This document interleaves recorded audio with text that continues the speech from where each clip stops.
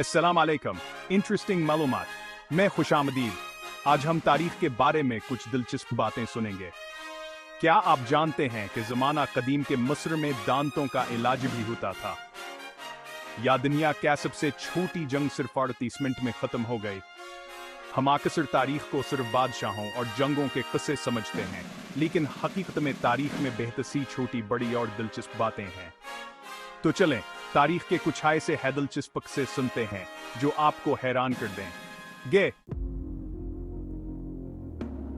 जब भी हम कदीम मिस्र का नाम सुनते हैं तो हमारे जहन में अहरमावर फरऊन आते हैं।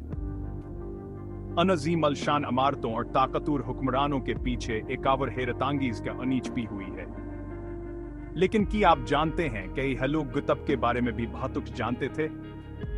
उनके पास न सिर्फ दी तबील में था बल्कि हम मुख्तलिफ बीमारियों का इलाज भी करते।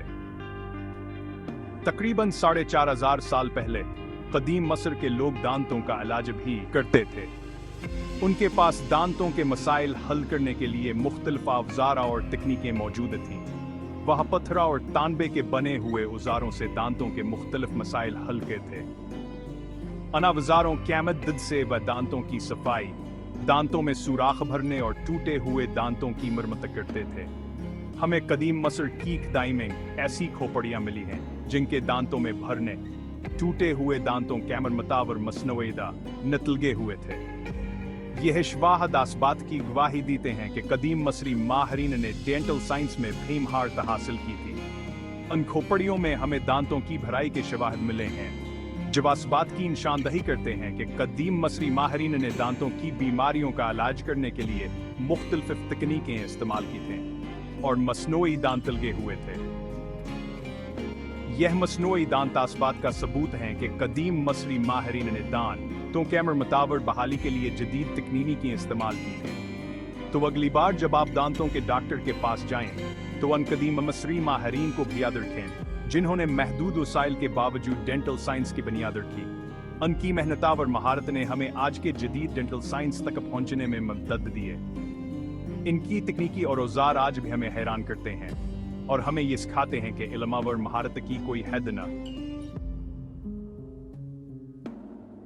यह होती।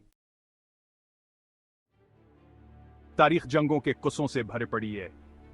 हर जंग की अपनी एक कहानी होती है, जो कभी बहादुरी और कुर्बानी की दास्तान होती है तो कभी जुल्म और बर्बरी की।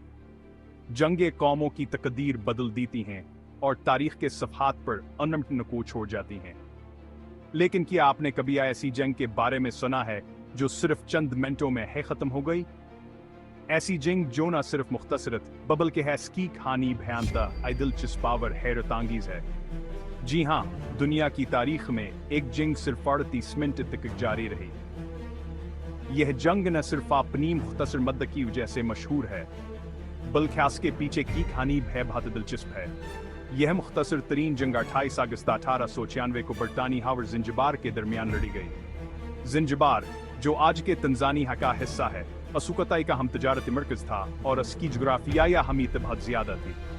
ज़ंजिबार के बादशाह के मरने के बाद खालिद बिन बरगश नामी शख्स ने जबरदस्ती तख्त पर कब्जा कर लिया।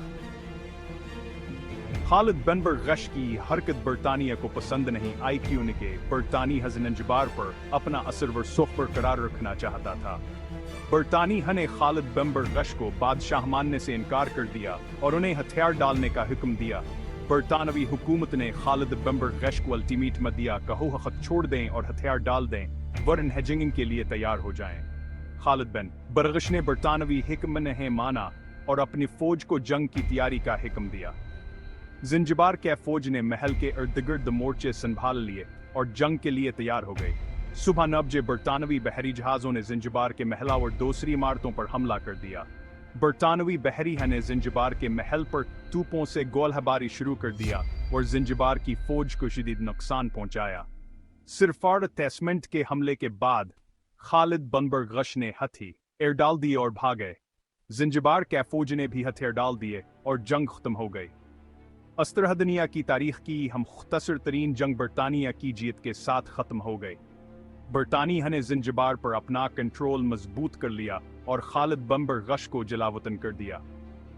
ये जंग हमें याद दिलाती है कि कभी कभी भी तारीख के बड़े वाक़आत मुख्तसर वक़्त में रोनमा हो सकते हैं, लेकिन आने के असरात बब्तदीर पा होते हैं। वाइकिंग्स के हारने वाले हेलमेट का झूठ। जब भी हम वाइकिंग्स का जिक्र करते हैं तो हमारे जहन में खौफनाक जंगजू आते हैं जिनके हेलमेट पर सींग लगे होते हैं।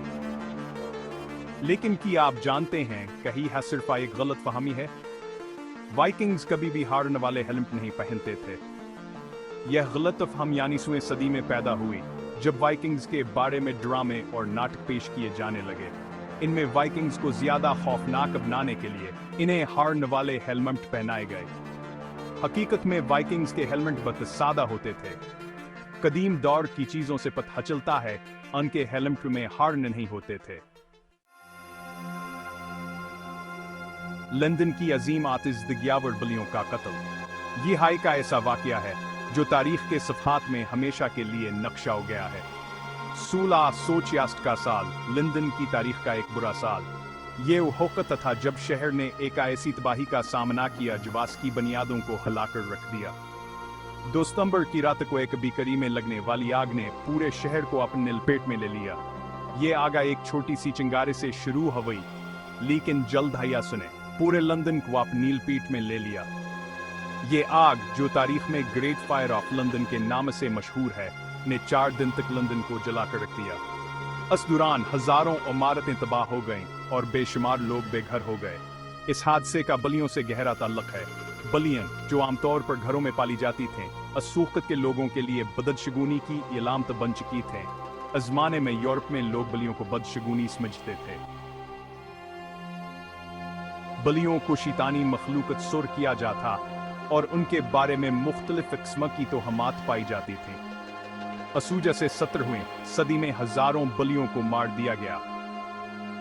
लोगों का मानना था कि बलियों को मारने से बदशगुनी खत्म हो जाएगा और उनकी जिंदगियों में खुशहाली आएगी। बलियां चूहों को खाती हैं और चूहे आग लगाने का सबब बन सकते हैं। बलियों क्या मौजूदगी चूहों की तादाद को कंट्रोल में रखती थी, जो कि आग लगने के वाक़यात को कम करती। बलियों की मौजूदगी में चूहे बहुत ज्यादा फैल गए। चूहों की तादाद में इजाफे ने शहर में मुख्तलिफ मसाइल पैदा किए, जिनमें से एक आग लगने का खतरा भी था। जब लंदन की बेकरी में आग लगी तो चूहों की वजह से यह तेजी से फैल गई। चूहे, जो बेकरी के मुख्तलिफ हिस्सों में मौजूद थे, आग को मजीद भड़काने का सबब बने। बलियों की की वजह से आग पर काबू पाना बेमुश्किल हो गया। फायर फाइटर्स को गबजाने में शदीद मुश्किलात का सामना करना पड़ा, क्योंकि चूहे मुसलसल आग को फैलाने में मदद कर रहे थे। इस वाक़ये ने लोगों को बलियों की अहमियत का एहसास दिलाया और यह साबित किया कि बलियां न सिर्फ घरों की हिफाजत करती हैं, बल्कि शहर की हिफाजत में भी अहम किरदार अदा करती हैं।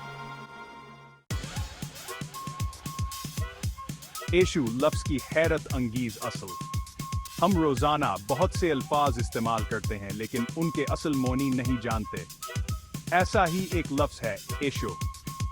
आज हम इस लफ्ज़ को किसी मसले या बहस के लिए इस्तेमाल करते हैं, लेकिन पहले ज़माने में एशु का मतलब था औलाद या बच्चे। जी हाँ, ये बिल्कुल सही है। लातीनी ज़बान में एशु का मतलब था बाहर आना। वक्त के साथ इस लफ्ज़ का मतलब बदल गया। आज हम ईशु का लफ्ज़ किसी भी परेशानी या बहस के लिए इस्तेमाल करते हैं, लेकिन ये जानकर यकीनन दिलचस्पी होती है कि ये लफ्ज़ कभी औलाद और बच्चे जैसे मिस्बत मेनी में इस्तेमाल होता था। दिलचस्प मालूमात का खजाना। तो ये थे तारीख के कुछ हैरत अंगीज हकाइक। तारीख में ऐसी बहुत सी दिलचस्प बातें हैं जिनसे हम कुछ ना कुछ सीख सकते हैं। हम उम्मीद करते हैं कि आपको ये वीडियो पसंद आई होगी। अगर ऐसा है तो वीडियो को लाइक करें, अपने दोस्तों के साथ शेयर करें और इंटरेस्टिंग मालूमात। चैनल को सब्सक्राइब करना ना भूलें। अगली वीडियो में एक और दिलचस्प मौजू के साथ मुलाकात होगी। तब तक के लिए खुदा हाफिज।